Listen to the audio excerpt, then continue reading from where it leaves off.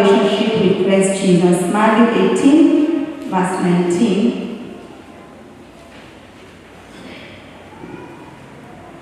Again, I say to you that if two of you agree on earth concerning anything that they ask, it will be done for them by my Father in heaven. 20. For where two or three are agreed together in my name, I am there in the midst of them.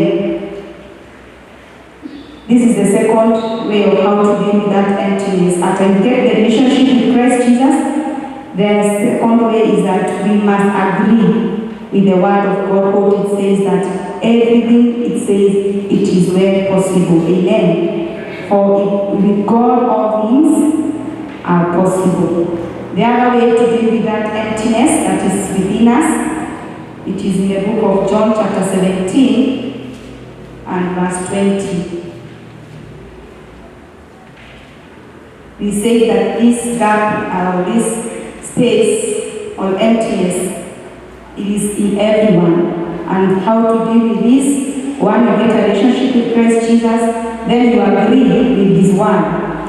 Now we see the third one, verse 20 to 24. I do pray for this alone, but also for those who will believe in me through the word, that they all may be one, as you, Father, are in me, and I in you. You see the Christ and God, they are one, yeah?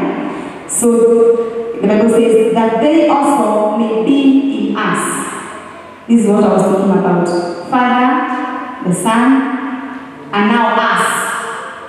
The Father and the Son, the Father is in, the Son is in the Father. And now here he's saying that they also may be one in us. The Trinity, nilikuwa naongea about 3 in 1. So that now we can all be in God.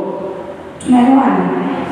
Yeah. That the one may believe that you sent me. And the glory which, verse 2, and the glory which you gave me, I have given them, that they may be one just as we are one.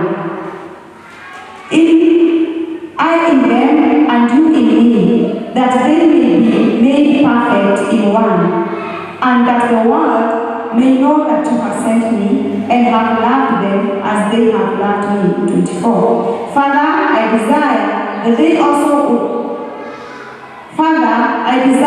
that they also, whom you gave me, may be with me where I am, that they may behold my glory which you have given me.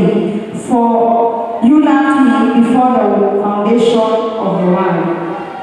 So the third way of how we can be able to remove that emptiness, these are the steps. Once you have a relationship with Christ Jesus, is that you get united and then you proceed to the glory. Because here we are saying it's about unity.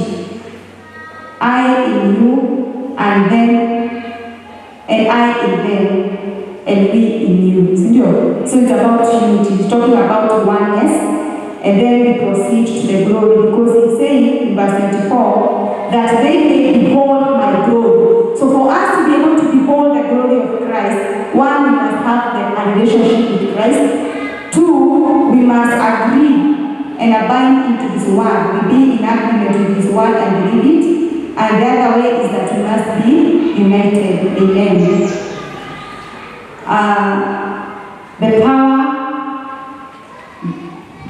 The powerful promises of living in agreement.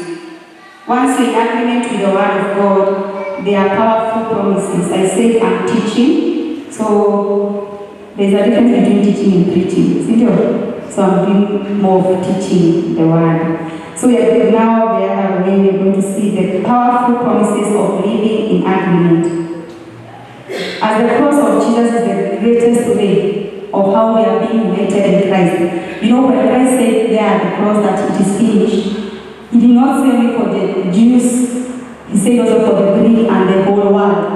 He did not select the male and the female, but He did it for us all, yeah? So the cross, it was one way of how we were all brought back to reconciliation with Christ Jesus. So one way we must be reconciled to God.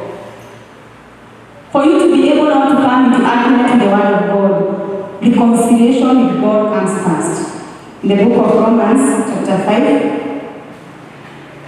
Romans chapter 5 and verse 10. The Bible says, "For if when we were enemies, we were reconciled to God through the death of his Son, much more, having been reconciled, we shall be saved by his life." Already Christ has offered himself for us. Imagine already we have been reconciled with God. But the issue here is that we don't believe it. I repeat verse 10. "For if when we were enemies, we were reconciled to God." Wakati tukiwa tumekubalika, wakati sisi tulikuwa maadui wa Mungu, the Bible says that we were reconciled to God through the death of the Son. Wakati Yesu alipokufa pale kwa msalabani, we got reconciliation. Everyone got reconciliation. Much more, having been reconciled, we shall be saved by his life. So now it's for you to believe that you are reconciled with God through Christ Jesus. You know, if you don't come into agreement with that, you just stay there. That's why hapa tunasema we shall be saved by his life.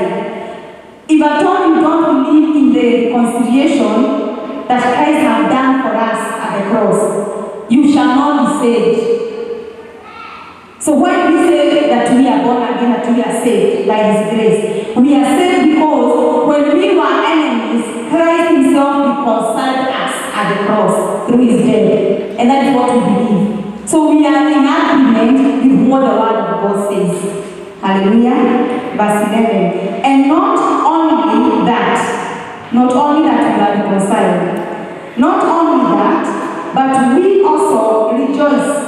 So we don't celebrate only the life and the reconciliation, but here the Bible says that we also rejoice in God through our Lord Jesus Christ, through whom we have now received reconciliation. It is through Christ Jesus we have received reconciliation. Hallelujah. Do you believe in the reconciliation that we have received in Christ Jesus? Amen. So we are reconciled to God. In the book of Ephesians 2:14, this is the promises that we have once we are living in the power of agreement. Once we believe in the word of God, these are the promises that we live in. And we don't need to fear anything because it is the word of God says that I am reconciled. The other promise is in the book of Ephesians 2, verse 14. Once you abide in the word of God, once you believe what the word of God says, you live your life under these promises. 1, you live as a reconciled man. Ephesians 2, verse 14. The Bible says, "For he himself is our peace, who has made both one and has broken down the middle wall of division between us." We have unity and we have peace. That's why we say that as we began, that we cannot have peace from anyone else. Peace is only in Christ Jesus. Amen. Well, money cannot give you peace, but peace is in Christ Jesus. So, we live in the power of promise of agreement. Another one is we have unity which brings down all walls and releases peace. According to Ephesians 2:14. Ephesians 2:15, "Having abolished in his flesh the enmity, that is, the law of commandments contained in ordinances, so as to create in himself one new man from the two, thus making peace." So through this, another promise we have unity as a new humanity. Amen. Which we are able to do things that are not possible. These people that think that they are not possible, because now we have a new man within us, we are able to do the impossibilities. Amen. Because of the power of agreement in the word of God.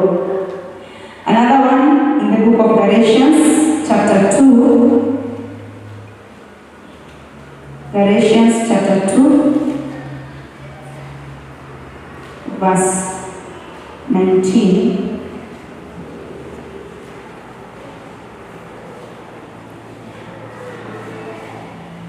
Galatians 2:19, the Bible says, "But I saw none of the other apostles except James and the Lord's brother. Now concerning the things which I have written to you," no, I have read one, sorry. Verse 19, 2:19. For I, through the law, died to the law that I may live to God. I have been crucified with Christ.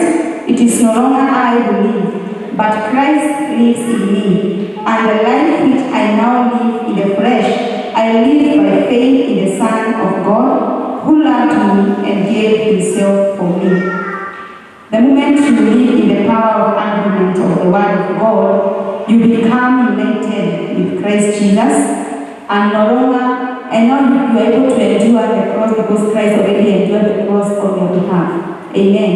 So even if you undergo hostile situations in life, you are not alone because Christ has endured the cross.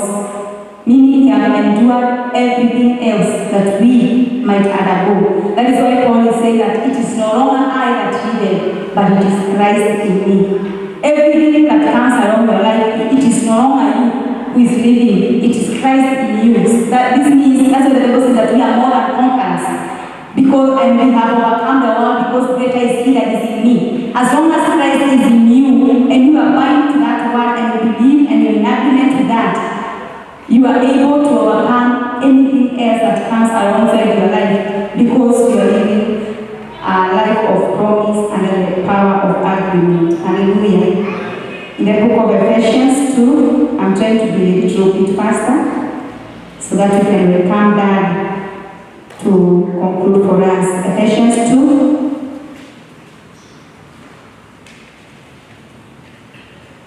Let me tell you, before the end of this year, if you allow your heart to abide in the word of God, I believe we shall have great testimonies. Amen. Because of the living under the power of agreement of the word of God. And when I was thinking about living under the power of agreement of the word of God, I came to realize that it is individually. It is individually. Because when Christ is talking about the Father, Him in the Father, and we in Him, and then all of us together, the three. There is no another one, it is the three. Praise God. So it is a high time for us as believers to agree, to abide in the Word of God. Let the Word of God be your mirror. Amen. Abide in the Word of God. And actually, let me give you a secret. Every time that comes here, it gives us a promise from the Word of God. Keep on declaring that Word of God. The more you keep on declaring, the Bible says in the book of Mark, chapter 9, verse 23, that if only we can believe, all things are possible to them that believe. If only you can agree to that word that God has given us here, and then you can agreement to that word. Imagine it will work for you. Because all things are possible to them that believe. So that is why you see we have different levels of lives. Because there are those people who abide and believe the word of God, and there are those who despise the word of God. The way you are able to live under the power of the promise of under the promise of the power of agreement. It's only when you yourself yield yourself to the Holy Spirit and into the word of God. This word of God, it is a two-cord. It requires you now on the land so that it can be a strong, a three-cord which cannot be broken. We have learned that God has spoken, the Holy Spirit is a witness. Now it requires you to believe that word. And the Bible says in the book of Mark 9:23 that if only, and Jesus said, if only they can believe, all things are possible to them that believe. Which word is it that you are believing? And yet you expect, when God said that this man We shall be shifted from glory to glory. We expect to be shifted from glory to glory and not in agreement with the word of God. It can never happen. The only way the word of God can manifest upon your life is when you're in agreement with it. Praise God.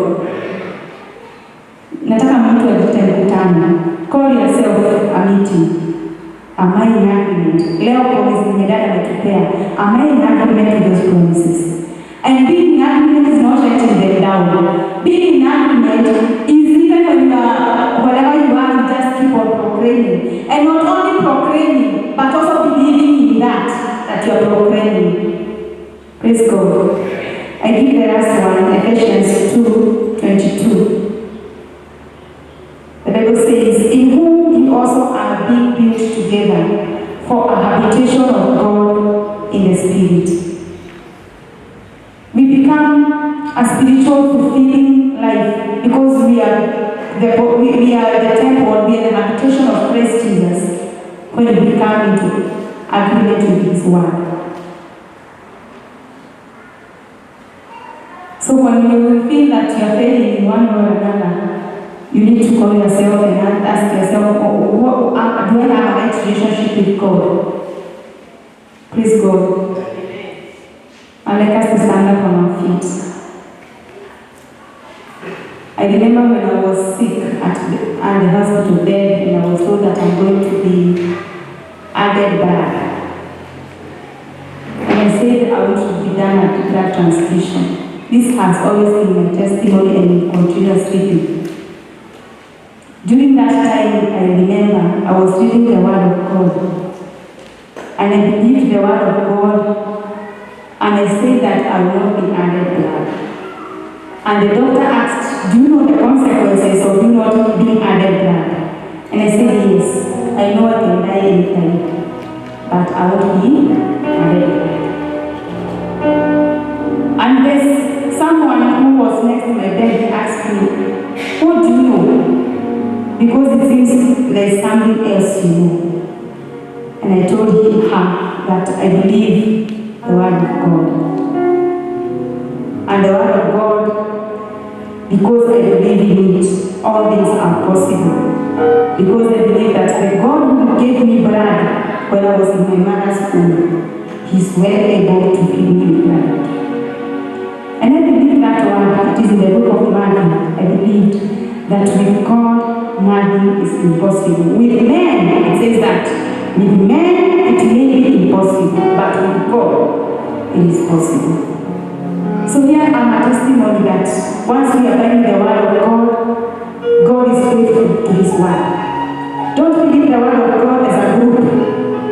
Believe the Word of God individually. I normally say, when you're in situations and hard situations, you are not in groups, you are alone, individually. That time when my husband was not with me, I was alone in the hospital bed. I believed, I personally, the Word of God. And it factual upon my life. That's why even when I stand here, I speak about the power of agreement in the Word of God. I attest to that. Abide in the Word of God, I will abide in you. Believe in the Word of God, for it is possible, all things are possible to them that believe in the Word of God. Let's celebrate the Lord as we thank God for His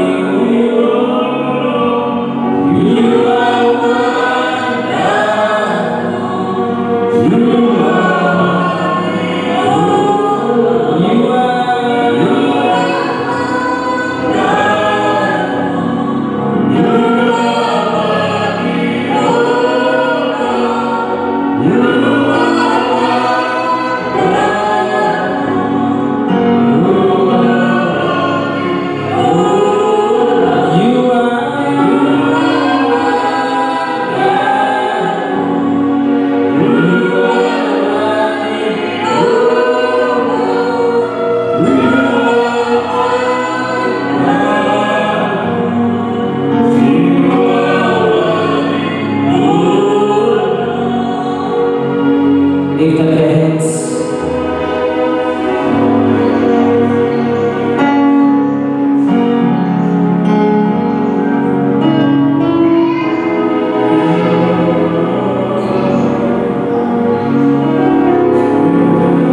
One of the day, David said,